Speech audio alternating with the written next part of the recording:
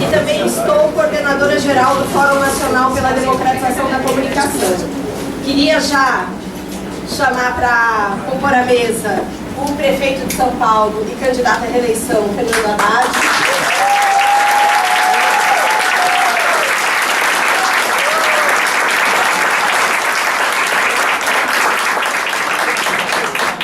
O economista e candidato a prefeito de Campinas, Marcos Postman.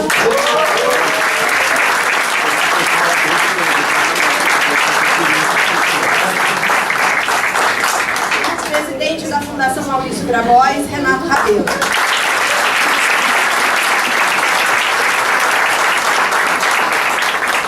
Queria, antes de dar início ao debate, agradecer mais uma vez muito a presença, em particular, do Haddad e do Postman, que são candidatos o Haddad na maior capital do Brasil, o Postman na terceira maior cidade de São Paulo, numa agenda de campanha intensa, numa campanha eleitoral curtíssima. Então a disponibilidade deles de estarem aqui conosco, para nós é muito importante. E dizer que o Haddad vai precisar sair antes do término do nosso debate, mas a gente já vai poder contar aqui com a participação dele. Então, queria agradecer muito a todos e todas. Podemos sentar, gente, eu sou baixinha, então eu fico em pé, eu tenho esse meu vício, assim, de gente que nasceu do movimento estudantil, então eu acabo falando em pé, me desculpa. Então, queria agradecer muito a presença de todos e dizer que para nós, do Barão de Itararé, realizar o debate A Cidade que Você Não Vê na Mídia, para nós tem um sentido muito importante. Porque os meios de comunicação no Brasil invisibilizam as conquistas da sociedade brasileira, invisibilizam políticas públicas que garantem mais cidadania, que garantem mais qualidade de vida para o povo que vive na periferia, para o povo trabalhador.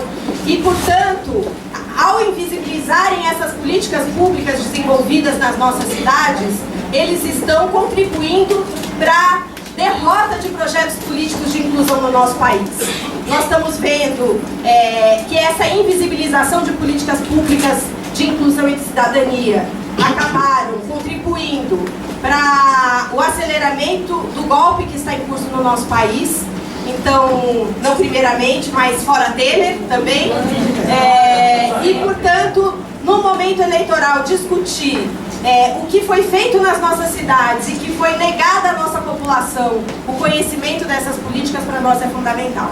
Então, queria agradecer mais uma vez e, sem maiores demoras, já passar imediatamente a palavra aqui ao prefeito Fernando Haddad. Muito obrigado, viu, Haddad?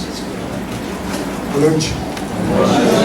Eu saúdo o deputado que está aqui presente, nosso deputado federal, o Altamiro Borges, presidente do Centro de Estudos da Mídia Alternativa Barão de Itararé, companheiro Renato Rabelo, presidente da Fundação Maurício Grabois, e eu também um pouco em função do PCdoB, me deslocar para o evento do Jamil na Casa de Portugal, por isso que eu peço a licença, grande companheiro da unidade, saudar meu companheiro, colega Márcio Postman, é presidente licenciado da Fundação Perseu Abramo e candidato a prefeito de Campinas, e Renata, secretária-geral do Barão de Itararé, a quem eu agradeço a abertura. Olha, a situação que a gente está vivendo, eu vinha conversando com o Márcio aqui, que o Márcio é uma enciclopédia, é uma Wikipédia. Porque ele se atualiza todo dia. Então, sempre que eu converso com ele, eu acabo aprendendo a última que eu ainda não conhecia.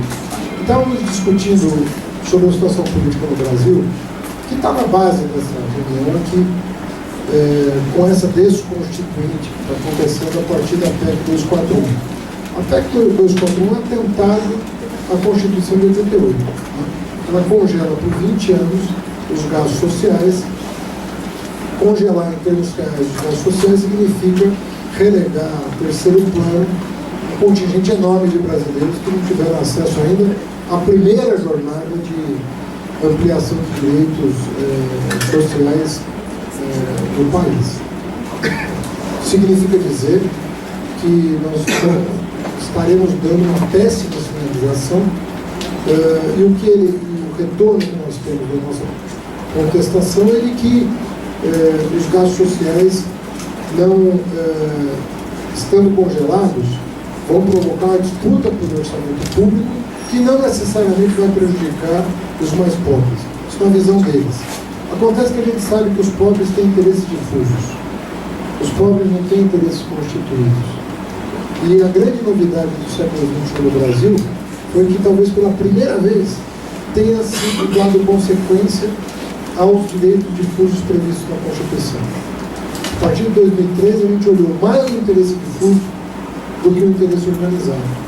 E isso forjou uma maneira de ver a sociedade brasileira como nunca se viu, que passou por, desde a questão da complementação de renda para as pessoas abaixo da linha de pobreza, até o acesso à universidade para negros e pobres das periferias, sem pular etapas.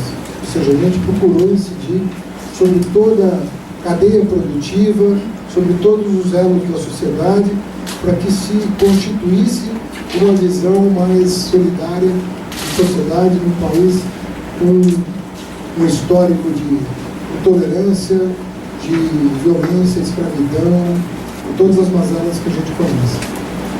O que esse gesto significa? Essa contestação da Constituição de 88 significa e para além da Constituição de 88, porque na verdade as relações trabalhistas vão ser revistas, né, como já anunciaram. Então nós estamos falando de um contexto de ampliação de direitos que parte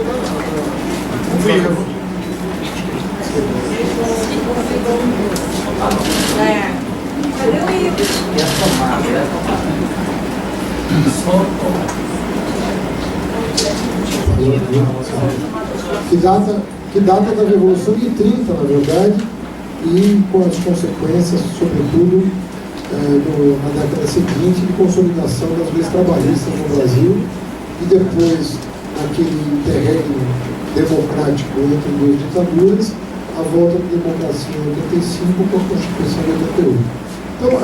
Então, é uma história longa. Eu, numa entrevista, cheguei a afirmar que esse golpe institucional, esse golpe parlamentar, cada hora se dá um adjetivo para qualificar, e eu acho, sinceramente, que os adjetivos ajudam, porque a população da periferia, quando você fala as palavras de ordem, ela entende algumas e outras você precisa explicar. Fora tema, todo mundo entende. Mas e quando você qualifica e diz, olha, se trata de uma nova modalidade de desrespeito à Constituição, né? É um golpe institucional, é um golpe parlamentar, isso tudo ajuda a esclarecer e abre um diálogo com a população para aquilo que efetivamente está em jogo no Brasil a partir de agora. Né? Nós sabemos que temos aí a votação do impeachment, depois temos as eleições municipais, mas o roteiro do que virá depois já está escrito. É que não chegou ao conhecimento do povo, mas já está escrito o roteiro, né? E anunciado, de maneira que essa situação de anestesia que nós estamos vivendo vai desembocar em contradições que vão ficar cada vez mais agudas. Isso tem a ver com tudo de uma maneira geral, porque a pergunta que eu faço é o seguinte: se esse pacto oligárquico está sendo montado lembra o tipo de arranjo da República Velha, e não sou eu o primeiro a dizer, vários já disseram, né, que lembra um pouco o pacto oligárquico da República Velha, o que está acontecendo no Brasil. A pergunta que eu fazia ao Márcio, que estava me dando os dados sobre a desindustrialização, inclusive americana, e o fortalecimento do setor de serviços com salários muito rebaixados, é a seguinte: bom, a República Velha tinha um pressuposto material que era a sociedade agrária, né, do começo do século. A nossa sociedade não é mais agrária, é uma sociedade totalmente urbana. Nós nos urbanizamos, né? O processo de urbanização no Brasil foi acachapante. Então está todo mundo em cidade, as pessoas vivem em cidade. Se não me engano, no último dado é mais de 40% da população brasileira vive em região metropolitana, não é nem cidade. Porque metrópole é outra coisa ainda. Vive em região metropolitana. A pergunta é, o Brasil urbano do século XXI cabe no figurino da República Velha do século XIX? Como acomodar essa contradição que vai, na minha opinião, talvez ficar mais aguda? Porque as pessoas estão reunidas nas cidades. Os aglomerados existem.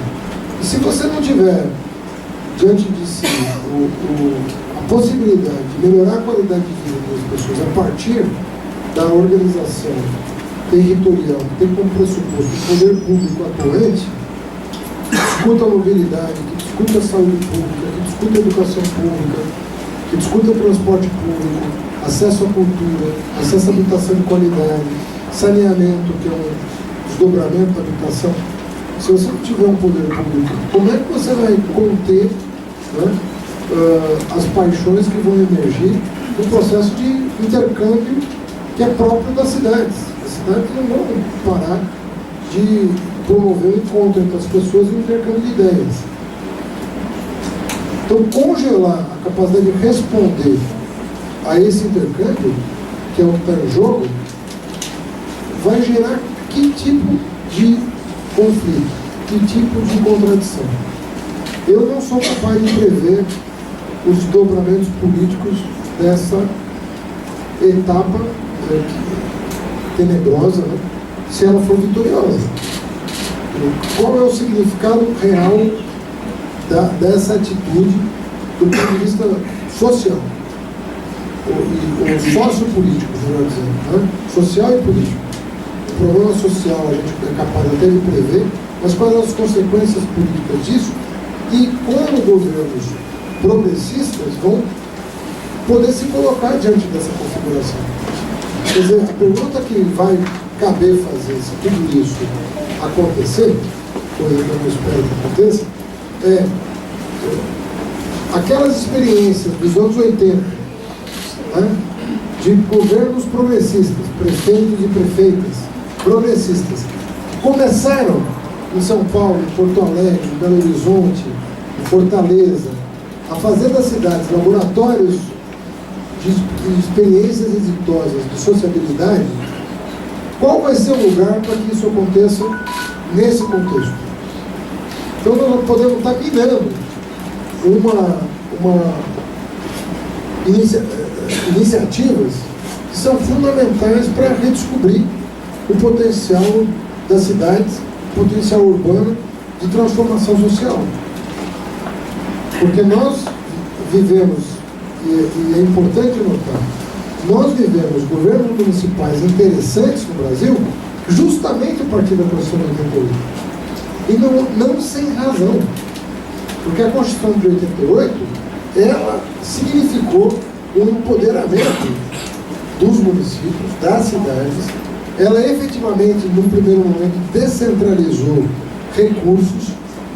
Ela propiciou uma forma de governar que cada partido deu uma denominação. Né? Nós criamos, nós, o PT, nós, o petista de governo, mas sempre quando a gente falava disso, estava se referindo das cidades, que é o que a gente governava na época. Mas nasceram experiências as mais variadas em todos os recantos do país, de modos de governar diferentes, a partir de uma base constitucional que criava condições materiais inéditas para prefeitos e prefeitas inovadores. E essa base, ela, mesmo passando pelos anos 90, que foi um processo de recentralização das receitas, o governo Fernando Henrique foi marcado por ter aumentado a carga tributária sem dividir com ninguém, ele aumentou só para a União, por meio das contribuições sociais que eram constitucionalmente não repartidas entre estados e municípios, usava o expediente da contribuição justamente para isso, mas mesmo com interregno dos anos 90, ainda assim havia muito espaço para experimentação na cidade e práticas inovadoras. Então, esse posicionamento hoje de brecar o processo histórico, estancar o processo histórico que se iniciou em 2003, tem uma razão de ser.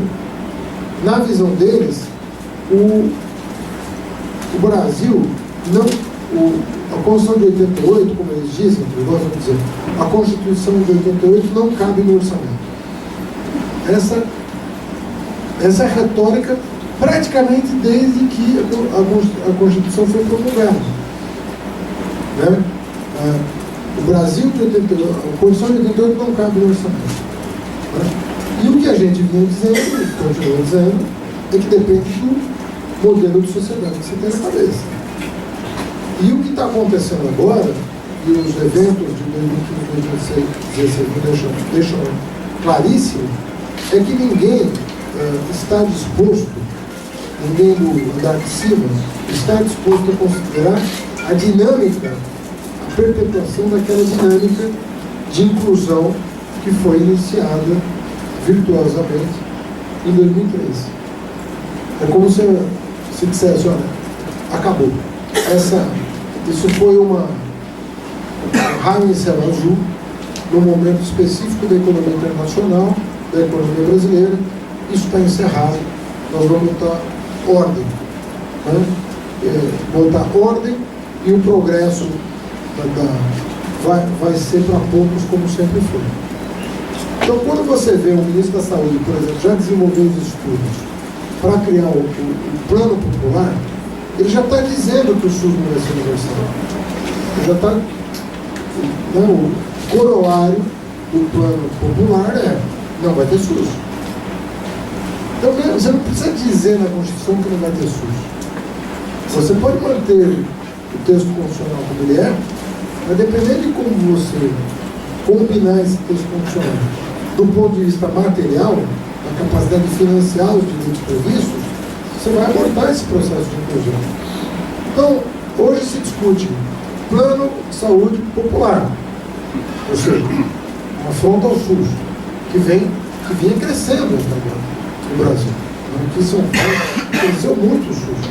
Mesmo nessa crise, uma recessão medonha do país, e o SUS cresceu. Nosso atendimento cresceu em tudo. Cirurgia, exame, consulta. Crescemos o SUS. E fizemos crescer a vinculação de 18% para 21% da receita vinculada à educação, à saúde. Então o SUS cresceu. No caso da educação, vinculamos 33% para a educação. Então cresceu. O atendimento à educação infantil, até o atendimento à educação superior, porque nós criamos a Universidade dos Céus, universidades públicas dos céus, em parceria com o sistema federal, custeado pelo município, mas para expandir as oportunidades de educação superior na periferia, que não tem universidade pública. Então, veja que mesmo numa retração econômica, governos podem ampliar as oportunidades em função dos investimentos sociais. Eu acho que é isso que está em jogo no Brasil agora. Que nós temos uma encruzilhada de saber o que vai ser do nosso país agora nesse novo período que se anuncia. E a nossa angústia é notar que vai levar um tempo para que as pessoas todas do país tenham a compreensão do que está em jogo. Tenham a compreensão do que está em jogo. Então, esse cerco que se faz midiático, de não esclarecer o poder público sobre o que está se fazendo, ele não é casual. Ele tem uma razão de ser. Você circunscrever a agenda política e não alargá-la, ele é produto dessa fase histórica. Então, é como se a gente botasse a imaginação do povo propositadamente para que as perspectivas emancipatórias não tivessem no nosso horizonte político e criassem um ambiente institucional para uma regressão do ponto de vista social. Então é muito grave, é um momento muito grave, e que vai exigir muita reflexão, talvez mais engajamento da própria universidade, que está se reengajando no debate político. Acho que há muitos movimentos sociais que estão emergindo nesse contexto de resistência, mas eu não tenho dúvida de que é uma encruzilhada histórica com repercussões de longo prazo. Talvez não estejamos falando do que vai acontecer no Brasil entre 2016 e 2018. Certamente a gente pode estar falando de algo de longo prazo. Talvez o que vai acontecer no Brasil entre 2016 e 2018 tenha repercussões por décadas.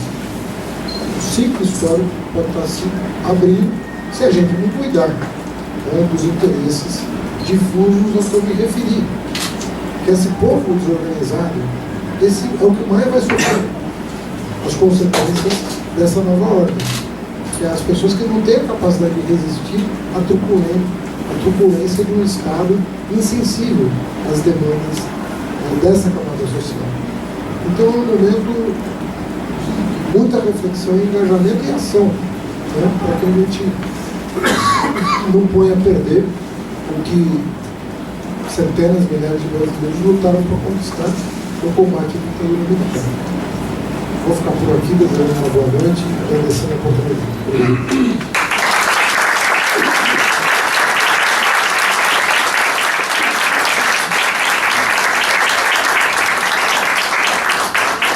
Queria agradecer ao prefeito Fernando Haddad as reflexões, até teóricas, que ele trouxe aqui para o nosso debate, e exemplos, né?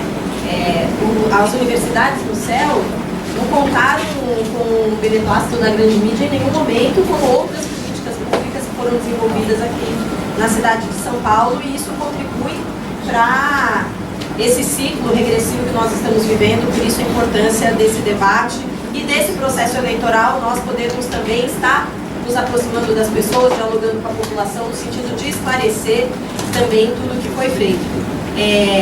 Queria anunciar o Arthur Henrique, ele ainda é secretário de Trabalho aqui da cidade de São Paulo, ex-presidente da CUT, e agradecer também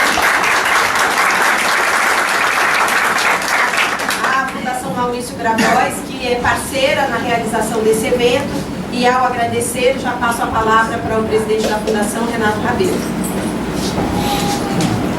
Boa noite, amigos, amigas, companheiros, companheiras.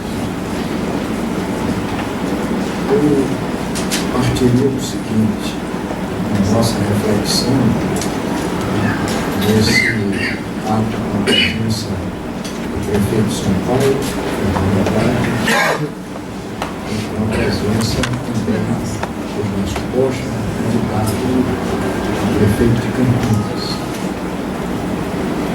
Uma questão que nos parece importante na nossa reflexão na situação atual. Eu parto, inclusive, da situação mundial. É evidente que eu vou fazer aqui uma dissertação sobre o quadro mundial. Eu chego a dizer, prefeito, que nós vivemos condições muito peculiares, condições singulares, tanto no mundo quanto no Brasil. Isso é muito importante porque, para a gente compreender realmente o que se passa, a gente não pode ver simplesmente o que está só diante de nós. Essas peculiaridades do mundo e do Brasil, o que é que eu poderia ressaltar? É que a crise mundial, que nós consideramos uma crise do capitalismo, uma crise do capitalismo semelhante ao 29, até mais complexa, de maior dimensão do que a de 29, eles dizem, não nós estamos dizendo não, eles que dizem, que todo mundo sabe como começou a crise de 29 e como se sabe também como terminou. 29 começou exatamente com essa expansão de capital monetário, desregulamentação financeira, etc. Foi dar exatamente naquilo. 30, etc. Mas como terminou? Eu acho interessante isso. Terminou com a guerra. Segunda Guerra Mundial. E hoje? A gente sabe como começou, semelhante a 29 e 30, guardando aí as diferenças históricas, mas não sabe como termina. Não sabe como termina porque não se saiu ainda da crise. Eu não estou dizendo isso, eles é que estão dizendo. Daí, portanto, a importância de que a fase atual da crise não é aquela fase aguda de 2008, 2009. É a fase da estagnação.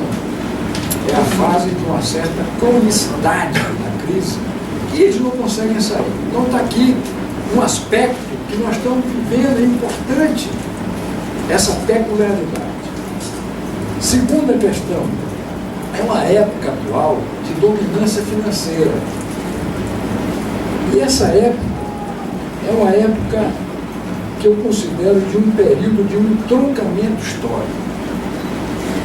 O que é que eu chamo de entroncamento histórico, por exemplo, na época atual?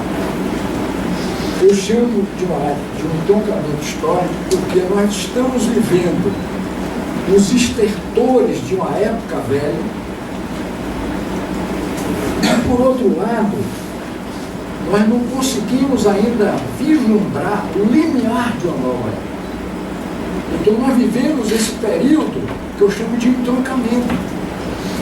Ou seja, a velha persiste, mas ela persiste exatamente nos seus estertores. O que é o capital fictício que domina hoje a economia?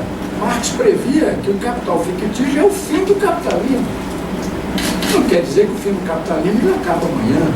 Historicamente, é uma fase em que o capitalista acha que ele pode ganhar dinheiro com dinheiro, capital com capital, sem passar pelo trabalhador, sem passar pela produção. Seria o melhor dos mundos, só que isso leva exatamente à crise que nós estamos vivendo. Então, é um estertor que a gente vive de uma época de relações produções já historicamente superadas. Agora, por outro lado, não aparece ainda no horizonte, e isso é importante, o limiar de uma nova época. Qual a consequência, então? A consequência é que, sobretudo, na visão progressista, na visão da esquerda, etc., surge essa questão ainda, digamos assim, do desânimo, da desesperança, porque você não tem no horizonte imediato a saída. Por isso que a questão da alternativa passa a ser a questão central, a questão da alternativa. Por isso que eu estou aqui salientando aspectos da peculiaridade da situação mundial que nós vivemos naquela época. Claro que eu estou fazendo um resumo do resumo. Não dá aqui para estender muito a questão, eu estou situando. Ora, e qual o impacto disso? A chamada periferia do sistema mundial. Os países em vias de desenvolvimento, Brasil, mesmo a China, que fazia parte disso, e vocês sabem que os BRICS, do ponto de vista histórico, é uma novidade, porque é exatamente um bloco de países que surge da periferia com um projeto geopolítico de enfrentar uma realidade unipolar para uma realidade multipolar. Olha aí outro aspecto importante, e que nós passamos a jogar um papel, eu considero, Toshman e Haddad, uma das questões mais importantes desse período aberto por Lula, na minha compreensão, é exatamente esse papel da política externa brasileira. Uma política externa ativa, uma política externa que levava em conta a visão multilateral, e não só multilateral, mas multipolar também. Ou seja, isso dá uma outra visão que nós temos do mundo de hoje, que Lula conseguiu captar isso. A presidenta Dilma procurou também desenvolver nesse sentido. Esse é um aspecto que às vezes pouco se fala. a integração com os vizinhos, a integração do continente sul-americano, caribenho, etc. Imagina, mas estão longe disso, nem imaginar, porque a aliança deles, o alinhamento com deles, o alinhamento automático, é com os Estados Unidos, com as grandes potências. Então, esses são aspectos que eu queria salientar, que o impacto na periferia disso tudo se reflete nessas questões que são fundamentais e que esse período aberto por Lula, a partir de 2003, criou as condições do Brasil jogar um papel protagonista na geopolítica mundial. O que é que vem aí agora? O prefeito já começou a abordar isso aqui. Então eu parto disso. E na realidade o que eles querem impor, uma hegemonia financeira mundial, eles têm direito a veto. Hoje o capital financeiro global tem tanta força que ele tem direito a veto nas economias nacionais. Aliás, já acha que não tem nem mais economia nacional. Acabou. O que foi o caso da Grécia? Qual foi o caso da Grécia? Eles tinham direito de veto mesmo. Impuseram o que eles quiseram. No caso brasileiro, nós enfrentamos isso. E o que eles querem exatamente não existir Estado Nacional, economia nacional, se acaba. A desindustrialização. Que industrialização? A Alemanha fala hoje da industrialização já no nível 4.0. O que é essa industrialização 4.0? É o sistema da Revolução Industrial atual, que é a inteligência artificial. Nós estamos longe disso. Isso fica para eles. Eles querem impor essas condições para nós. Por isso, isso tudo tem um impacto nessa realidade, por isso que eu abordei resumidamente, salientando esses aspectos. Isso tem um impacto muito grande na realidade brasileira. E na realidade brasileira, qual é a peculiaridade? Porque eu falava da peculiaridade do mundo, salientando esses aspectos, mas qual é a peculiaridade brasileira? O prefeito Haddad abordou bem essa questão. Parece que é raio em céu azul, essa simbologia interessante. Só, vocês conseguiram isso porque foi uma realidade do mundo e no Brasil que vocês aproveitaram, acabou a festa. Acabou a festa. Volta tudo ao que eles querem. É exatamente isso. Por isso que eu digo como uma questão também, como a peculiaridade do caso brasileiro. Esse golpe, que aliás são muitos adjetivos hoje, mas foi um golpe parlamentar mesmo, golpe parlamentar. Aliás, o Kassab está dizendo o seguinte, que abriu-se um precedente no Brasil, isso é o Kassab, que está dizendo isso, de uma espécie de um semi-parlamentarismo. O que é o semi-parlamentarismo? Ele diz o seguinte, ó, o presidente que foi eleito no Brasil e não tiver, e não conseguir 1/3 na Câmara e no Senado, vai ser posto para fora. Abriu esse precedente, essa jurisprudência, completamente fora da Constituição de 88, tem nada a ver com a Constituição de 88. Aliás, reconhecendo que a Constituição não foi cumprida. Pois é, reconhecendo exatamente que a Constituição não foi cumprida. E, aliás, 2 plebiscitos historicamente recentes que confirmam que o povo quer o presidencialismo. Não interessa nada, passa por cima disso tudo. Então, essa é uma questão. Ele disse isso ontem. É? Ele disse publicamente. Publicamente. Publicamente. Então você tem um golpe com essas características, eu não vou aqui, vocês conhecem muito bem, de um golpe parlamentar. E interessante é isso, porque é que a classe dominante brasileira, a classe dominante capitalista, se juntou. Chega uma hora e só não dá mais para essa gente. Eles ganharam 4 vezes as eleições, acabou. Acabou. Nós ganhamos 4 eleições sucessivas. Sucessivas, a esquerda, as forças progressistas. Isso, historicamente, é um êxito gigantesco. A gente ainda conseguiu fazer isso. Aliás, pouca gente também levanta essa questão. Eu imaginava o seguinte, no começo, quando a gente chegou ao governo, se a gente conseguir passar do primeiro mandato, já vai ser uma vitória. Chegamos ao quarto.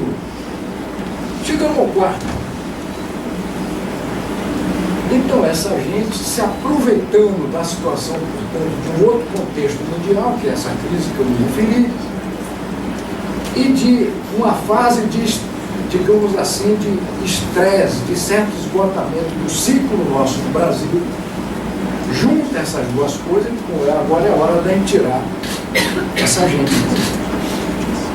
E claro que eles não aceitaram o resultado eleitoral. E vieram exatamente tramando até. Isso, o Campinas vai ser esse tipo de golpe. E foi isso que nós chegamos a essa situação. Um consórcio que se misturou aí, como vocês veem, um consórcio político, midiático, um peso midiático enorme. Aliás, eu queria até, eu vi isso aqui hoje, para demonstrar um pouco o que é esse consórcio aí, esse ministro que ocupa o Conselho Nacional de Justiça, um novo corregedor, João Otávio Noronha. O judiciário não pode ser tutelado pelas forças como a mídia, o Ministério Público e a Polícia Federal. Textual. Ele que está dizendo isso hoje. Blindar a magistratura das influências externas. Não para que a magistratura não tenha medo da mídia que se tornou um poder. É o cara que está dizendo. Ele é que está dizendo. O magistrado não pode ser refém do Ministério Público e da Polícia Federal. Ou seja, essa é a realidade, digamos assim, do que eles querem exatamente daqui, que já foi feito, eles já acham que o golpe está garantido, está consolidado. Então chega a normalidade deles. Aliás, tem um procurador da Lava Jato que diz: nos utilizaram, através de nós conseguiram o golpe e agora nos jogam de fora. Foi onde não foi. É o procurador da Lava Jato, não quis se identificar, mas falou isso, está lá para todo mundo.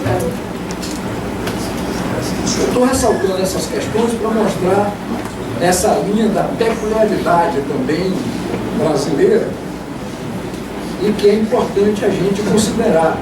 A razão do golpe, eu parto da seguinte questão. A razão do golpe, para a gente, digamos assim, se orientar, eu penso dessa maneira, é restaurar a velha ordem política. Porque é pela política que começa tudo. Às vezes o pessoal fica olhando, prefeito, porque é o seguinte, não é economia, não sei o quê, sim, claro. Mas para eles imporem o que eles querem na ordem social, na ordem econômica, primeiro tem que ter uma ordem política, a ordem política deles. Essa que é a questão do fundo. Então nós estamos vivendo já tem 100 dias esse governo, já nesses 100 dias o quê?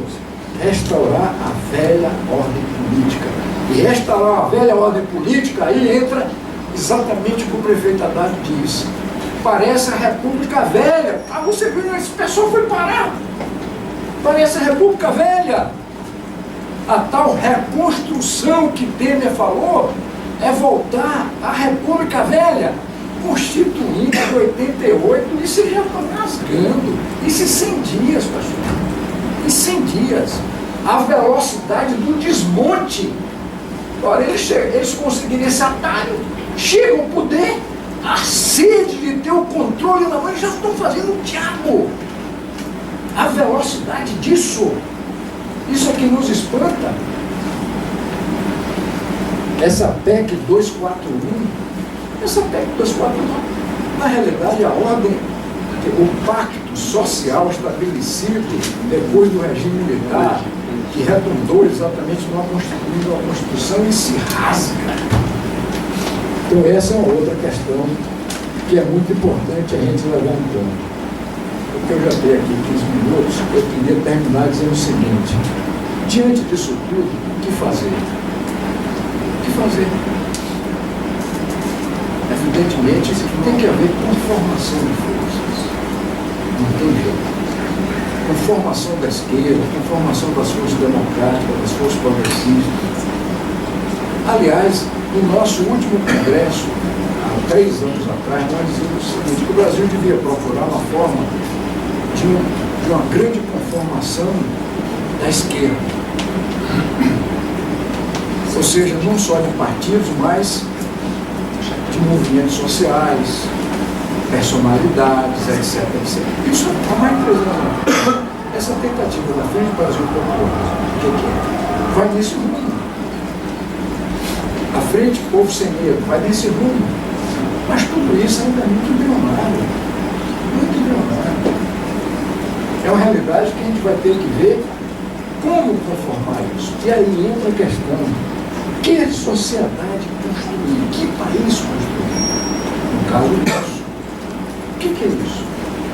A esquerda não sabe nem que sociedade construir. Eu vi um desses debates várias pessoas dizendo: a esquerda não sabe nem que país construir. Olha o problema da alternativa. A questão central hoje é a alternativa. Todas as tentativas que a esquerda, no século passado, fez, tanto os revolucionários como os sociais-democratas, se esgotou ali naquele século. Nós temos agora, exatamente, que no século XXI, buscar outras saídas, levando em conta a experiência do século passado, claro, mas buscando alternativas, sobretudo nessa fase da época que nós vivemos, que é uma encruzilhada. É o estertor de uma velha, como dizia, mas no horizonte não apareceu essa nova. Aí cabe a nós. E acho que numa situação como essa, se é consumado o golpe, agora para concluir, se é consumado o golpe, as eleições de 2016, a saída nossa, para começar a sair da defensiva estratégica, e agora não é só defensiva estratégica, é defensiva tática, aí é uma questão da esquerda, não é só do PCdoB. Aí tem o papel do PT e de toda a esquerda. Quando eu falo toda a esquerda, não é só partido, é movimento social, etc, etc. É ganhar as eleições em São Paulo e Rio de Janeiro. Por isso que eles sabem que também ganhar a eleição em São Paulo é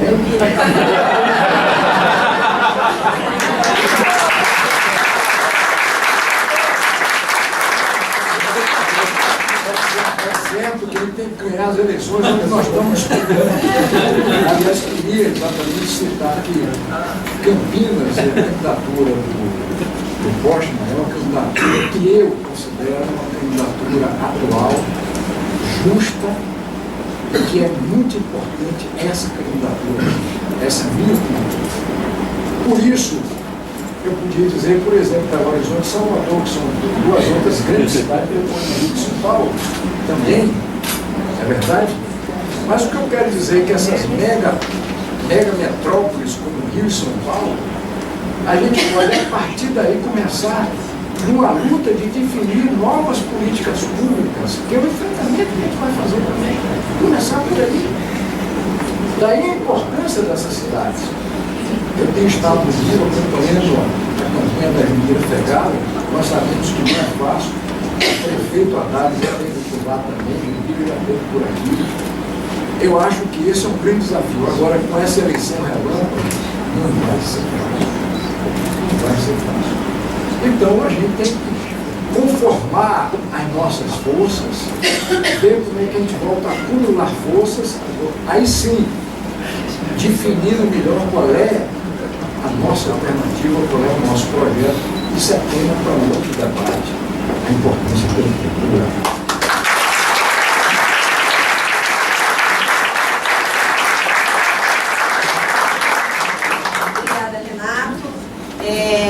Eleger os prefeitos e prefeitas progressistas nas capitais, uma bancada de vereadores que dê sustentação aos projetos políticos dos prefeitos e prefeitas progressistas, para que a gente possa também dar um recado de que nossa democracia, apesar deles estarem tentando golpeá-la, ainda vive e que nós vamos lutar para defendê-la até o último momento.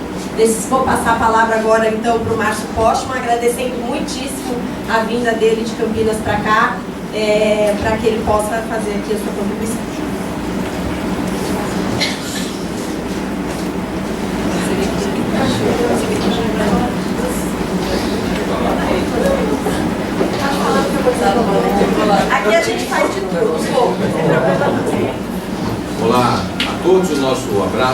fraterno, solidário, cada uma que aceitou o convite para estar aqui presente no Barão. Tem poucos que nos acompanham também pela internet.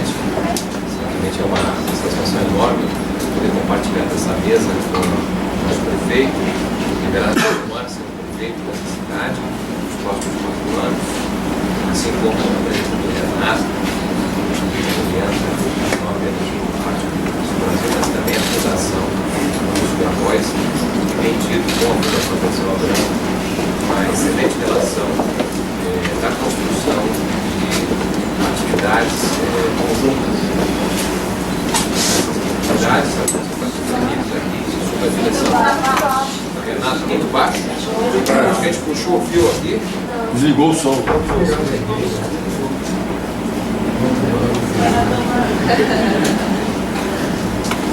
E agora? Não, oi. Oi. Contato meu tempo curto, bebê que eu tenho lá em Campinas, se quiser, um minuto, 38 segundos, estou me preparando aqui para o nome. Bom, muito bem. Então, o tema colocado, a cidade que não se vê na mídia, já tivemos aqui pessoas que adiantaram e contextualizaram, de certa maneira, o momento complexo que nós estamos vivendo. E nesses 15 minutos que eu tenho, eu vou, de certa maneira, trazer alguns elementos de reflexão a respeito da questão da cidade, sobretudo, no Brasil, porque acredito que o debate, a campanha eleitoral como nós estamos vivendo, não é apenas uma disputa eleitoral. Obviamente isso faz parte do regime democrático, mas também tivemos as eleições municipais que estão presentes desde o século XVII no Brasil. Isso significa dizer que havia democracia, uma coisa muito recente no nosso país. E essa é a 10ª eleição municipal ao qual nós estamos submetidos ao regime pluripartidário. As eleições municipais da ditadura. O fato de ter eleição não é necessariamente um aspecto que nos leva a estar diretamente relacionados ao debate eleitoral municipal, que seja necessário, fundamental, mas acredito que no momento especial que todas as gerações estão vivendo nesse século XXI, a eleição pode ser uma oportunidade para a gente construir uma visão mais ampla a respeito da nossa sociedade, das nossas cidades. A impressão que eu tenho é uma espécie de decadência do ponto de vista da identificação que está ocorrendo no Brasil, com o nosso país e com as nossas cidades. É um esvaziamento do debate a respeito disso. E, de certa maneira, esse esvaziamento, essa decadência de pensar a nossa sociedade, sobretudo as nossas cidades, deriva, no meu modo de ver, do papel que a própria mídia vem tendo.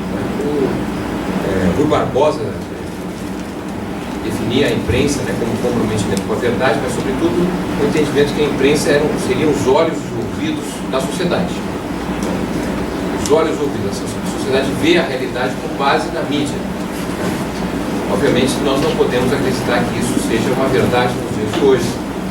Até porque, talvez partindo de uma contribuição também de outro importante analista, o Max Weber, que dividia o exercício do técnico do político, identificando que o técnico, o pesquisador, é aquele comprometido com a verdade, enquanto que o político seria comprometido com o convencimento. A impressão que eu tenho é que a mídia que nós temos hoje está comprometida com o convencimento. Ela quer convencer. A realidade, a verdade não fazem parte necessariamente do seu compromisso enquanto, na perspectiva de Barbosa, ser os olhos e ouvidos da sociedade. Então nós estamos sendo convencidos pela mídia que não necessariamente nos mostra a realidade. Por conta disso, a cidade não é vista, a cidade na sua totalidade, não é vista pela mídia. Não é tratada. E é importante chamar a atenção para esse fato, porque, a nosso modo de ver, estão ocorrendo muitas mudanças nas nossas cidades.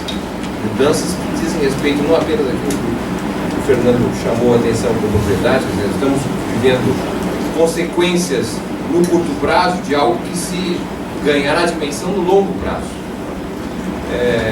Esse aspecto me parece importante, porque lendo aqui o livro do Paulo Henrique Amorim, O Quarto Poder, que tive a oportunidade de representar, inclusive, ele tem lá, em determinado momento, ele chama a atenção para uma manifestação do Roberto Marinho, né, que dizia uma coisa parecida assim, que a imprensa no Brasil, ela não vale pelo que mostra, mas sobretudo pela que ela esconde. Esse é o conceito de imprensa que nós temos, ou seja, ela vale pelo que ela esconde e não pelo que ela mostra. E de fato, nós vamos perceber que de certa maneira há uma confluência de mudanças muito significativas no Brasil de hoje, com sérios rebatimentos nas cidades, na urbanidade, na condição de vida urbana ao qual nós estamos hoje submetidos. A primeira identificação disso resulta justamente da mudança demográfica. Estamos numa transição demográfica de grande importância, certo? Vem reduzindo dramaticamente a presença de crianças e adolescentes no total da população. É uma pressão que os prefeitos tinham de maneira geral, por abertura de mais escolas, isso se reduz dramaticamente, tendo inclusive aberto a possibilidade de que alguns prefeitos e governadores de fechar escolas, quando nós teríamos uma outra oportunidade de fato de levar a qualidade e o período integral da escola, mas isso decorre da mudança demográfica, que reduz o peso da população mais jovem total e ao mesmo tempo aumenta o peso da população com mais idade, colocando questões novas para a administração da cidade, porque de maneira geral vivemos numa cidade que praticamente não tem passeio público decente, torna difícil o deslocamento, torna mais peso ainda o transporte, as condições de isolamento as quais nós estamos vivendo, de separação praticamente das gerações mais jovens das gerações mais velhas. Há uma série de novidades nesse sentido. A transição demográfica vai nos colocar numa outra questão que a elite brasileira levou quase 100 anos para mudar. Se nós pegarmos o censo de 1872, por exemplo, nós tínhamos 2/3 dos brasileiros eram constituídos de não brancos.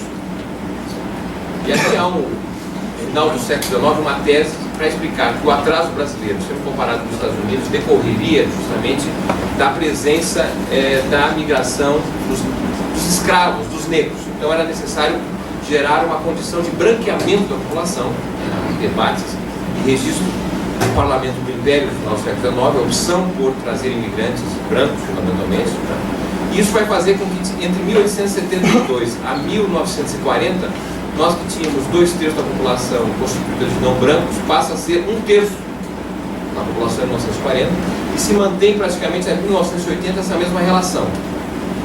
A partir dos anos 80, pela mudança demográfica, pelas políticas de valorização da questão racial, começa a mudar esse perfil e hoje nós temos praticamente 52% da população que se declara não branco. E se quando nós condicionamos essa situação com a taxa de fecundidade, porque é uma queda generalizada da taxa de fecundidade, as mulheres vêm tendo cada vez menos filhos, mas essa queda é mais intensa nas mulheres brancas, sobretudo com maior escolaridade, menos intensa para as mulheres não brancas. Então, quando você projeta a população do Brasil para 2050, possivelmente nós teremos 2/3 da população brasileira será constituída de não brancos. 1/3 brancos. Temos uma questão importantíssima a ser condicionada e analisada, que é essa mudança demográfica, mudança inclusive na estrutura familiar, o vazio da sociabilidade nas famílias, a ausência de espaço de diálogo, de ouvir o diferente, o contraditório, saber ouvir, escutar, depois são questões muito importantes do ponto de vista da construção de sociabilidades. E ainda adicionado à presença das tecnologias de informação e comunicação, nós estamos avançando aceleradamente com uma sociedade extremamente polarizada, em que o ódio basicamente marca as relações sociais, porque no nosso Facebook, nas nossas redes sociais, nós vamos, na verdade, nos aproximando muito mais daqueles que pensam muito próximo a nós e nos afastando dos que pensam diferente de nós. Isso gera uma dificuldade do diálogo, inclusive. São questões, obviamente, que se colocam do ponto de vista da mudança profunda na sociedade brasileira e do impacto que está tendo isso, não é, no crescimento da violência, por exemplo, das formas de destruição da sociabilidade no nosso país. Né? A questão da coesão social, em última análise, está sob xeque nessa perspectiva. Segundo confluência de mudanças que eu queria ressaltar, está associada ao que também aqui foi mencionado tanto por Renato como por Fernando, que é a transformação profunda da nossa base econômica. Nós não somos mais um país industrial. Certo? O Brasil tem hoje alguma coisa em torno de 8 a 9% do PIB é construído de indústria, produto industrial, que praticamente está se aproximando do peso da agricultura. Hoje é um país fundamentalmente de serviços. Esse país de serviços é, na verdade, algo muito distinto do que nós conhecemos, porque os serviços produzem riqueza que é de difícil contabilização, riqueza difícil de ser monitorada, porque é riqueza de serviços, e ao mesmo tempo gera um novo tipo de classe trabalhadora, muito diferente daquela que nós estávamos acostumadas ao contato, à própria literatura, chamada classe trabalhadora ou operariado industrial. Hoje, eu não sei analisar aqui, mas não tem muito Campinas, estou bem preparado para Campinas, porque eu não sei ter um debate sobre Campinas, mas vale para dizer que essa cidade aqui tem 50 shopping centers. Campinas tem 10 shopping centers, relativamente mais do que a capital. A capital tem 10 vezes mais habitantes do que a cidade, que é a capital do interior, Campinas, tá bom? Mas 20% da força de trabalho daquela cidade está concentrada nos 10 shopping centers. São 170 mil pessoas. É o outro padrão de emprego. É um padrão de emprego que não tem praticamente presença sindical, não tem organização dos trabalhadores, são quase concebidos como empreendedores, não como trabalhadores subordinados. Vocês têm uma mudança muito grande no interior da classe trabalhadora. Não é o adeus ao operariado ou trabalhadores que alguns disseram nos anos 70, o André Gortz, por exemplo, mas é uma classe trabalhadora diferente. Isso implica um repensar, um revisar a organização da classe trabalhadora através dos sindicatos, através dos partidos. É um desafio enorme. E ao mesmo tempo, obviamente, a profunda precarização das condições de trabalho, a extensão da jornada de trabalho, a intensificação da jornada de trabalho. É uma exploração muito intensa, porque, em geral, são atividades associadas à presença da tecnologia de informação, e que permite às pessoas levar o trabalho para casa, portar o trabalho, dormir com o trabalho, sonhar com o trabalho, acordar com o trabalho. Então, uma intensificação profunda do trabalho, um novo padrão de doenças profissionais. Tudo é um mundo aí que a gente precisa estudar muito, gente. Temos que nos preparar melhor para entender a nossa realidade. Por fim, eu diria assim, as alterações profundas na política. Talvez nós estejamos aqui representando os últimos moicanos, assim, porque eu não sei se é uma geração de política que está, de certa maneira, com os dias contados, porque, de certa maneira, nós estamos transitando de um cidadão analógico para um cidadão digital, em que a política, o cidadão analógico, terceirizava a política. Ou seja, tinha um período eleitoral, eu ia lá, votava no candidato XYZ, defendia aquilo, e ele ia lá fazer. Ele ia, a política, eu vou cuidar da minha vida aqui, mas o político vai resolver. O prefeito foi eleito, disse que quer fazer tais coisas, etc. E eu vou cuidar da minha vida. Daqui a 4 anos, ou daqui a 2 anos, eu tenho encontro de novo com essa gente. Me apoio, não apoio, não. O fato é que nós somos um outro tipo de realidade, que é o cidadão digital. Ou seja, não necessariamente eu preciso do político para entrar diretamente para falar com o prefeito. Ele deve ter uma assessoria que recebe lá as várias possibilidades de questionamento, outras formas de participação. Então, o político não necessariamente agora é mais um terceirizado da política, não é um intermediário. Qual o papel do político nessa circunstância, em que cada um de nós quer ser o político? Quer ser a sua ideia, quer participar. Eu não quero passar para outra pessoa e ir lá falar, eu quero fazer. É outro jogo da política nesse sentido. Como é que você vai criar um mecanismo em que haja essa participação, esse empoderamento? E a Câmara de Vereadores, a Prefeitura, a Assembleia Legislativa, a Câmara dos Deputados se tornaram instrumentos cada vez mais insuficientes para dar conta desse novo potencial. As pessoas têm opinião. Só vão esperar só 4 em 4 anos para se manifestar. Então, uma série de iniciativas que aqui em São Paulo vem fazendo, certo? São apostas nessa nova condição, né? De você ter justamente a possibilidade de ter uma participação continuada da população, né? Monitorar isso, mas isso entra em choque com o legislativo. Dá a possibilidade, inclusive, né, de um ex-prefeito de São Paulo falar o que ele falou, segundo o Renato, mas eu havia lido também no jornal. Então, sem parlamentarismo, não tiver tais coisas, a política não é um negócio desse tipo. É um negócio. Então, é um quadro bastante complexo, tá certo? E isso, de certa maneira, que coloca dificuldade para nós, do ponto de vista da esquerda, mas também, de certa maneira, para a elite dirigente, é uma crise de projeto. Eles têm uma crise de projeto. Tanto é que estão buscando ano passado.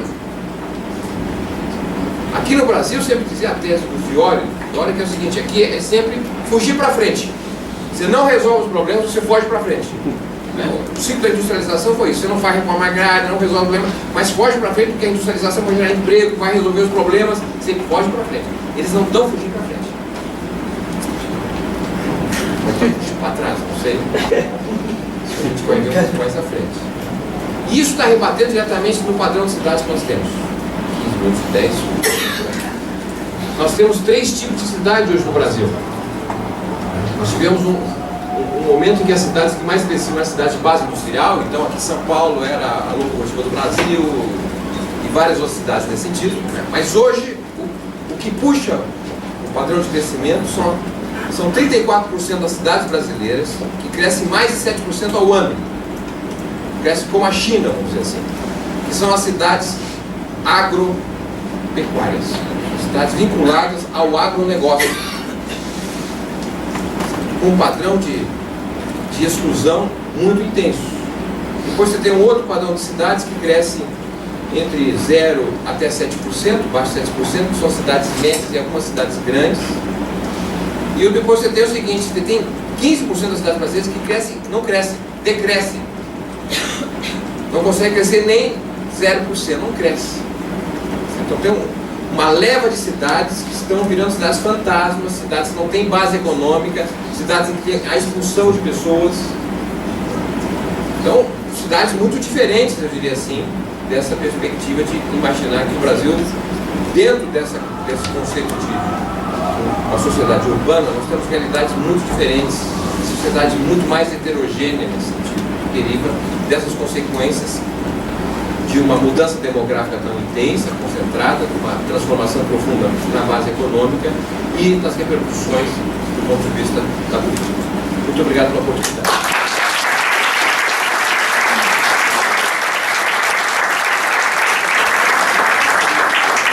Como eu havia dito no início, o prefeito Fernando Haddad tem um outro compromisso de campanha, ele vai fazer aqui uma palavrinha final e aí a gente vai abrir aqui para o debate. Só agradecer a oportunidade não era eu. Me deram hoje ouvi-los, agradecer ao Unitário pela oportunidade, desejar boa noite e boa luta para todos nós.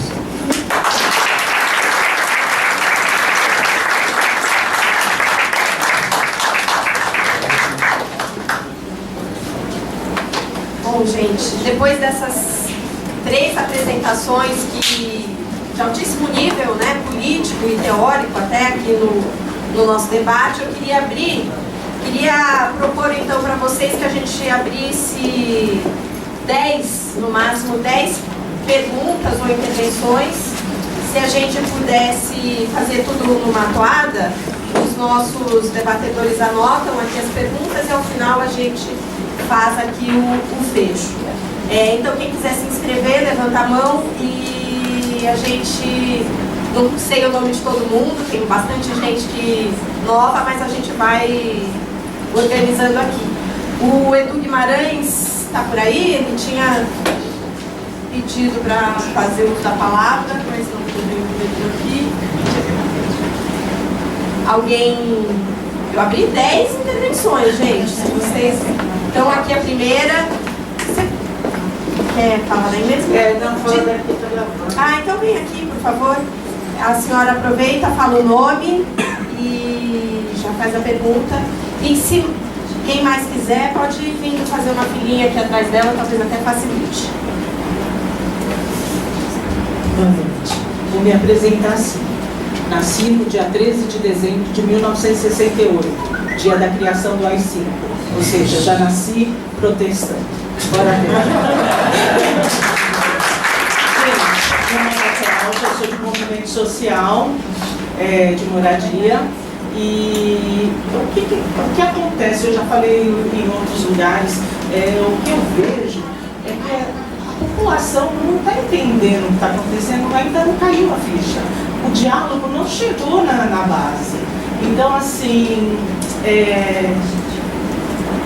para cair a ficha, eu acho que assim, para a gente ter uma greve geral, sei lá, um movimento, uma revolução, sei lá o que a gente vai esperar, uma guerra civil, por que não? Porque o povo não vai aceitar perder os direitos, não vai aceitar retroceder. Nós não somos passivos tanto assim. Então, eu acho que o que vocês, como formadores de opiniões, têm para dizer, para a gente fazer na base? A gente fala, a gente orienta, mas o que hoje é necessário? Estão abertas as inscrições, o pessoal hoje está tímido. Então vamos lá. Bom, a sua história aqui do Barão, acho que um pouco na mesma toada aí da Cláudia, que perguntou, a gente está preocupado, a gente está nesse processo no meio da questão eleitoral, né? A gente está lutando por nossos prefeitos, aqui Haddad, Campinas, eu acho que é uma candidatura inovadora, por pouco nós não ganhamos na anterior. Então, bom, acho que talvez pela mesma linha, o que será desse país depois do dia 30? Eu fico preocupado, eu estou abatido, não bastou a gente estar na rua e dizer fora Temer. Não bastou, a gente fica Dilma também, né? Então, acho que a preocupação maior, né? Como é que você, o Postman principalmente, depois o Renato pergunta essa mais geral, como é que está essa questão, você na rua, você fazendo campanha, as pessoas estão perguntando, queria que você falasse um pouco como é que está esse ambiente de Campinas, o que você está achando da sua campanha em Campinas, como é que essa coisa da possibilidade de crescimento, eu acho que está todo mundo pensando muito na TV, né? A gente sempre, hoje a gente é meio que órfão da televisão, né? A gente, não vamos esperar a televisão, né? Que é uma coisa que também que não nos anestesiou, né? A gente tem a Globo, a principal golpista, anestesiou todo mundo. Então eu queria que vocês falassem, inclusive o papel não só da questão da cidade que não vem na mídia, esse papel da Globo. Se você aqui em São Paulo, se você assiste aquele SBTV de manhã, é um horror. Lá já falando mal da cidade, eles escolhem cidades que são de esquerda, eles não escolhem uma cidade de São Caetano, uma cidade que eles administram, como o Eri, né, quando falam do estado de São Paulo. Queria que vocês falassem um pouco sobre isso. Obrigado. Boa noite, meu nome é Igor Lima, moro em Taubaté, a 135 quilômetros da capital. Sou do ódio, sou jornalista e eu vim aqui para trazer uma informação para vocês. Por incrível que pareça, o prefeito de Taubaté, Tucano, foi cassado pelo Superior Tribunal Eleitoral. Foi o dia primeiro. Outra informação relevante, olha que coisa engraçada. O presidente da Câmara Municipal assumiu a prefeitura, porque o vice também foi cassado. Ele assumiu a prefeitura. Ele é ex-soldado, né? E o comandante, o secretário de segurança de Taubaté, que não existe, mas o secretário existe. Não existe segurança, mas tem secretário. Era coronel. E ele foi demitido hoje, ou seja, o soldado demitiu o coronel. É uma coisa impressionante. Taubaté é uma loucura, sabe? Taubaté realmente está uma loucura nesse momento. E há 4 anos a gente vem, por meio do blog, denunciando todas as falcatruas feitas pelo atual prefeito. Né? Fomos processados por isso, mas isso faz parte e a luta é essa. Agora, o Portman falou uma coisa que me chamou muita atenção, que a economia no Brasil já não é mais a economia industrial, né? Não é a participação, o operariado, está mais na base do serviço, da agricultura. E muitas cidades estão decrescendo. Eu vejo que Taubaté decresce porque é uma cidade industrial. Ela não tem, embora não tenha grandes indústrias, ou tem grandes indústrias, mas poucas, né? É uma cidade que também decresce. Campinas também está decrescendo porque é uma cidade industrial. Quais são as principais cidades do Brasil, Marcos, que estão decrescendo e como é que nós vamos destacar isso? Boa noite, meu nome é Alex, sou do Barão de Tararé, sou da CUT, Central do Costa dos Reis. Bom, eu queria trazer uma dúvida, uma reflexão aqui.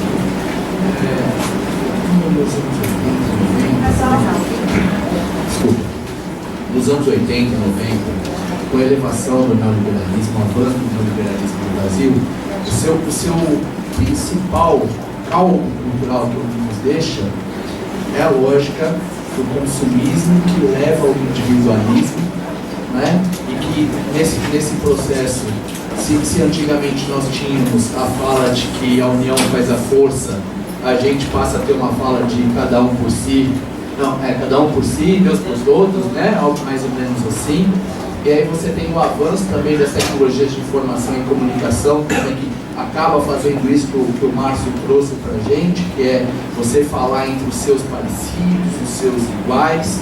Então você tem um processo de individualização. Aí você tem um governo progressista, né, do Lula e da Dilma, que possibilita que as pessoas que nunca consumiram, ou que consumiram muito pouco, passem a consumir. Então eu lembro que eu estava em Aquirás, no Ceará, uma cidadezinha muito pequena, assim, aí você passava pela calçada, assim, aquelas casas onde a porta fica muito próxima à calçada, aí você olhava as portas com abertas, assim, você olhava, tinha uma TV de 50 polegadas, eu achava barato, eu acho ótimo isso. A questão é, a partir disso, desse individualismo que se eleva a partir dessa lógica, né, do consumo, coisa e tal, e desse momento que a gente vive com as novas tecnologias. Uma coisa que se diz muito é que houve uma falha, talvez, nos governos Lula e Dilma, de não ter politizado com fins de cidadania a nossa população. Aí hoje eu estou vendo a campanha eleitoral. Eu vejo companheiros que têm vergonha de usar o vermelho no seu logotipo. É muito bom ver o do Haddad, a estrelinha do PT ali e tal. Aí você vê companheiros que não estão usando o vermelho, que não estão usando a estrelinha. Qual a relação que essas coisas têm entre si?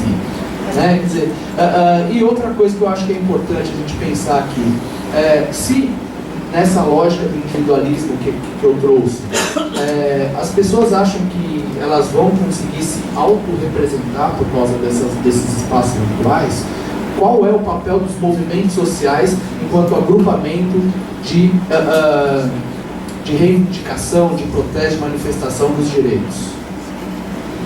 Obrigado.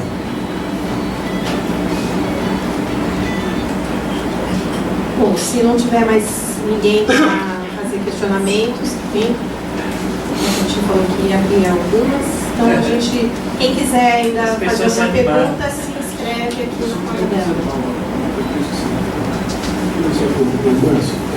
Taubaté, há 3 anos, o orçamento era de 1 bilhão. Hoje é de 800 milhões e a cidade não consegue arrecadar os 800 milhões previstos no orçamento.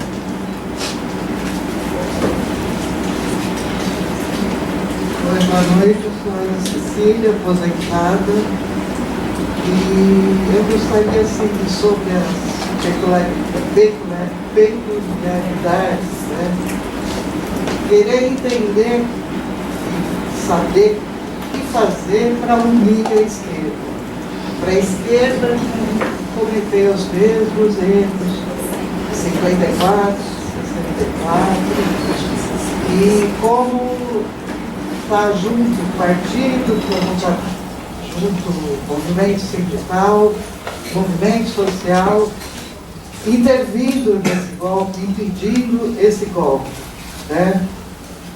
Nós parece que estamos perdendo, mas vamos perder? Nós vamos deixar que isso aconteça? Nós vamos ficar pacíficos como desde a época do mensalão nós estamos pacíficos, nós estamos engolindo sapo, nós vamos engolir sapo até quando?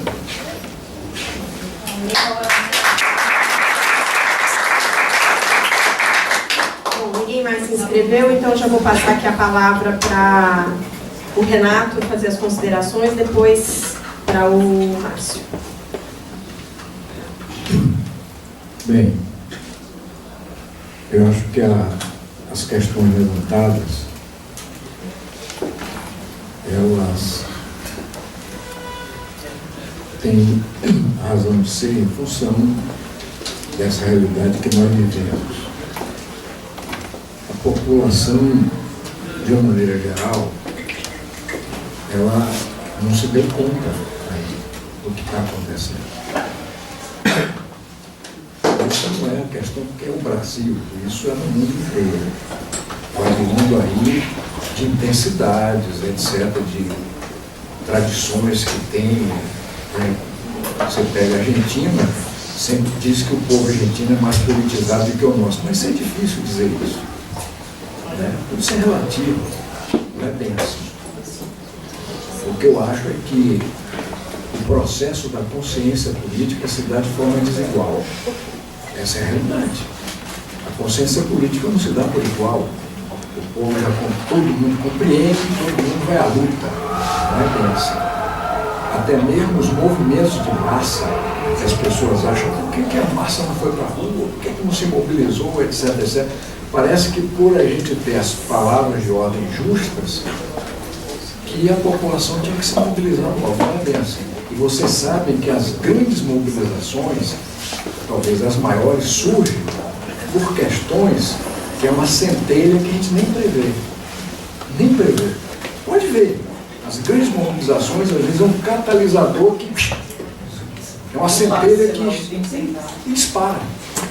Essa é a lógica, é só a vez do movimento de massa. Então, pensar que a população toda já vai se dar conta seria ilusão. Vocês veem o seguinte, nós conseguimos, exatamente depois da saída da presidenta Dilma, um processo de mobilização grande. Ali já na véspera e depois. Mas foi o que? Uma mobilização que atingiu mais as camadas mais conscientes, mais esclarecidas. Você vê, a maioria dos trabalhadores ficaram de fora, trabalhando. Alguns dizem até que eles pensaram, bom, isso deve ser briga de branco, eu não vou entrar muito nisso. As massas populares também um pouco de fora. É evidente que esse é um processo, porque eles não têm ainda a visão toda do que está acontecendo. Nós estamos vivendo uma situação que a gente caminha, já respondendo a questão depois do dia 30, ou seja, já esses um pouco mais de 100 dias, nós já estamos vivendo um grande retrocesso no país. Isso é o começo. O impacto disso nós vamos começar a sentir a longo prazo, se esse troço prevalecer. O prefeito aqui de São Paulo falou isso. Ou seja, é um desmonte daquilo que se fez. E é mais fácil para ele desmontar uma coisa que a gente fez em 13 anos. Ou seja, os pactos sociais, pactos estabelecidos só depois do regime militar, você vai exatamente desorganizando tudo isso, detonando tudo isso. Então esse é um processo que a população vai compreendendo também. Agora, é inevitável que a partir daí, com o tempo, se prevalecer esse golpe, a resistência. Qual a forma de resistência? Vai depender exatamente das condições. Por isso que eu peguei mais a peculiaridade do mundo e do Brasil. Vai refletir essa peculiaridade, tanto do mundo como do Brasil, na resistência. Aí nós vamos ver que formas de organização novas, porque entra toda essa questão digital que o Márcio levantou muito bem. Ora, a internet tem um impacto enorme nas formas hoje de formar a consciência, de organizar e de mobilizar. A gente não tinha, nós não tínhamos isso. Hoje qualquer pessoa pode chegar na rede e dar a opinião dela. Tem um fator que ajuda e tem um fator que dificulta, porque também isso acontece. Como é que se organiza tudo isso? Eu pergunto para vocês. Não é fácil. Nós temos que buscar novas formas também de organização, entrando um pouco nessas questões que estão aí. A sociedade que eles querem organizar de forma assim, grosso modo, bem resumido, o que é? Por isso que é um grande retrocesso. É que 1/4 da população, no máximo, se beneficia do processo do desenvolvimento. Mais de 2/3 fica fora disso aí. Essa é a sorte deles. E, na realidade, com a fase atual, que a gente chama neoliberal, que é o capitalismo contemporâneo, porque alguns pensam o seguinte, que o neoliberalismo é uma deformação do capitalismo. Nada disso. É o capitalismo hoje. E, aliás, ele não pode voltar atrás, a não ser que haja outra guerra. Como eu falei aqui na segunda. Aí ele vai recomeçar, reconstruir tudo, etc. Mas o capitalismo não volta atrás. Essa dominância financeira não volta atrás. É o capitalismo de hoje. Às vezes, quando a pessoa fala neoliberalismo, fica parecendo que é uma deformação. A gente pode ter um capitalismo mais democrático, reformar mais aqueles. É ilusão, na minha opinião. Ilusão. Por isso que eu digo que a questão hoje, a grande questão é a alternativa. Isso que o Márcio Postman fala de a crise do projeto, que é deles e nossa. Não é só nossa, é deles também. Eles não saem da crise. Não saem da crise. Por isso que são questões que estão relacionadas a toda a questão da alternativa, dos projetos, e nós vamos ter que avançar nisso, em função das novas condições do mundo e do Brasil, e as novas formas de organização, as novas formas de mobilização, tudo isso está relacionado a isso, se vocês querem entender. Essa é uma questão importante, é um debate atual. Qual a questão? Qual a alternativa? É um problema que nós temos algumas opiniões sobre isso, mas é um outro debate, como eu disse aqui. Unir a esquerda. Unir a esquerda. É difícil. Unir a esquerda, companheiros. Eu penso da seguinte maneira, minha opinião. É uma questão que eu nem discuti isso ainda no partido. Eu não sou presidente mais do PCdoB, né? O PCdoB tem outro presidente, tem, aliás, uma mulher, né? Que é um aspecto muito positivo do PCdoB. Tem mulheres com grandes lideranças no PCdoB. E a nossa presidenta é exatamente uma mulher, deputada federal, tem 50 anos, mas já tem uma experiência de mandato que é um colosso. Né? Porque até o partido não tinha, os presidentes não tinham mandato. Não tinha mandato. Aliás, nós não queríamos nos meter com os mandatos, que, aliás, digamos, é de uma época. Agora, nós fizemos questão de ter uma presidenta com mandato, e com vários mandatos. Ela teve experiência de prefeito, uma cidade muito complicada, né? Foi desde vereadora, deputada estadual, secretária de Ciência e Tecnologia de um estado, deputada 2 vezes, com 50 anos de idade. Né? Então, eu acho que essa é uma questão, voltando ao problema da esquerda, como unir a esquerda, é que nos períodos de crise, geralmente, o que acontece é que a esquerda se divide nos períodos de crise. Eu não estou dizendo que é só nos períodos, mas sobretudo nos períodos. Sobretudo nos períodos. Por quê? É a discussão da alternativa. O debate tem um aspecto positivo, porque a esquerda é livre, ela pensa, ela debate. Tem liberdade de ideias. E, aliás, lutando por essa liberdade, por essa democracia. Agora, por outro lado, cria exatamente uma situação em que acaba surgindo correntes, tendências, etc. O esforço, eu acho que se resolve da seguinte maneira. Eu vou dar um exemplo do século passado, da Segunda Internacional para a Terceira Internacional, só para vocês terem uma ideia. A Segunda Internacional se dividiu. E uma tendência mais avançada, progressista, etc., começou a se diferenciar dentro da Segunda Internacional. Num período importante, que era um período da Primeira Guerra Mundial. Período de grande crise no mundo, uma das grandes crises do século passado. E reunia e formava exatamente reuniões paralelas. Não sei se já viram falar das reuniões de Zimmerwald, uma cidade da Suíça, que reunia exatamente aqueles que contestavam a orientação da Segunda Internacional. E não saía aquela coisa pequena, tenta daqui, tenta da acolá, né? Subdivisões até.